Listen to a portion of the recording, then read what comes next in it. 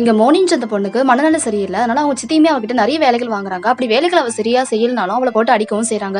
இப்படி ஒரு நாள் அவங்க வீட்ல எல்லாருமே ஒண்ணா சாப்பிட்டுட்டு இருக்கும்போது அவங்க புருஷன்கிட்ட இவளை கூட்டிட்டு போய் வெளியில எங்கன்னா விட்டுட்டு வந்துடலாம், இல்லைன்னா நம்ம பொண்ணோட வாழ்க்கைக்கு தான் ஆபத்தா இருக்கும், இவ இங்க இருந்தாலாம் சரி வராதுன்னு சொல்லும்பொழுது அவருமே எங்க கூட்டிட்டு போய் விட போறேன்னு சொல்லி கேட்கும்போது அவளை கூட்டிட்டு போய் ஒரு இடத்துல மாசம் மாசம் நமக்கு பணம் வந்துடும், சோ அந்த மாதிரி ஒரு இடத்துல தான் நான் கூட்டிட்டு போறேன்னு சொல்றாங்க. இதை கேட்டுட்டு அவரால் எதுவுமே பண்ணவும் முடியல. ஏன்னா அவளை தாண்டி அவளால எதுவுமே செய்யவும் முடியல. இப்ப மறுநாள் இந்த சித்திக்காரி பொம்பளையும் அந்த பொண்ணை கூட்டிட்டு போய் ஒரு இடத்துல நிக்க வச்சுட்டு இங்கே இரு, நான் வேற ஒரு ஆளை பாத்துட்டு வரேன் அப்படின்னு சொல்றாங்க. இந்த பொண்ணு எனக்கு ஐஸ்கிரீம் வாங்கி கொடுத்தாதான் நான் இங்க இருப்பேன்னு சொல்றாங்க.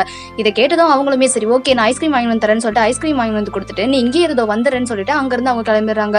இப்ப அந்த இடத்துல ஒரு 2 பசங்க இந்த பொண்ணு தனியா இருக்கிறத பார்த்துட்டு ரொம்ப நேரமா இப்படி தனியா இருக்காளேன்னு சொல்லிட்டு அவகிட்ட பேசலாம்னு சொல்லி போகும்போது அந்த பொண்ணு இடையே போயிட்டு இருக்கா. அப்போன்னு பார்த்து என்ன எங்க போற அப்படின்னு சொல்லி கேட்கும்போது என்னோட சித்தியை காணோம், நீங்க பாத்தீங்களான்னு சொல்லி கேட்கும்போது அங்கதான் இருக்காங்க அப்படின்னு சொல்லிட்டு இந்த பொண்ணு அபியூஸ் பண்றதுக்காக கூட்டிட்டு போறாங்க.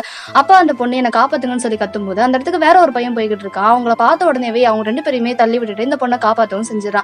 யார் நீங்க என்ன பண்ணிக்கிட்டு இருக்க அப்படின்னு சொல்லி கேட்கும்போது என்னோட சித்தி என்ன இங்க கூட்டிட்டு வந்தாங்க, மறந்து போயிட்டாங்க அப்படின்னு சொல்லிட்டு அந்த பொண்ணு அழுறத பார்த்த உடனே உனக்கு புரிஞ்சு போகுது இந்த பொண்ணுக்கு மனநிலை சரியில்லைன்னு சொல்லிட்டு சரி வா உன்னை நான் போலீஸ் ஸ்டேஷன்ல விட்டுறேன்னு சொல்லி அந்த பொண்ணை கூப்பிடும் போது நான் போலீஸ் ஸ்டேஷனுக்காக வரமாட்டேன், எனக்கு பயமா இருக்கு, அங்க திருடங்கள்லாம் இருப்பாங்க, என்ன அடிப்பாங்க அப்படின்னு சொல்லிட்டு சொல்றா. இதை கேட்டதுமே சரி உன்னை நான் எங்க கூட்டிட்டு போறது அந்த சொல்லி அந்த பையன் கேட்கும்போது என்ன உங்க வீட்டுக்கு கூட்டிட்டு போங்கன்னு சொல்றா. இதனால அந்த பையனுமே சரி இவ்வளவு வீட்டுக்காச்சுன்னா கூட்டிட்டு போவோம், இங்க இருந்து இவளுக்கு சரி இருக்காது ஆபத்து தான் அப்படின்னு சொல்லிட்டு அந்த பொண்ணையுமே அங்க இருந்து அவன் வீட்டுக்கு கூட்டிட்டு போயிடுறான். இப்ப மௌனியை வீட்டுக்கு கூட்டிட்டு வந்த உடனே இந்த இடத்துல ஒரே ஒரு ரூம் தான் இருக்குது, சோ நீ மேல படுத்துக்கோ நான் கீழே படுத்துக்கிறேன் அப்படின்னு சொல்லிட்டு மௌனிக்கு தனியா ஒரு இடமும் கொடுக்குறான்.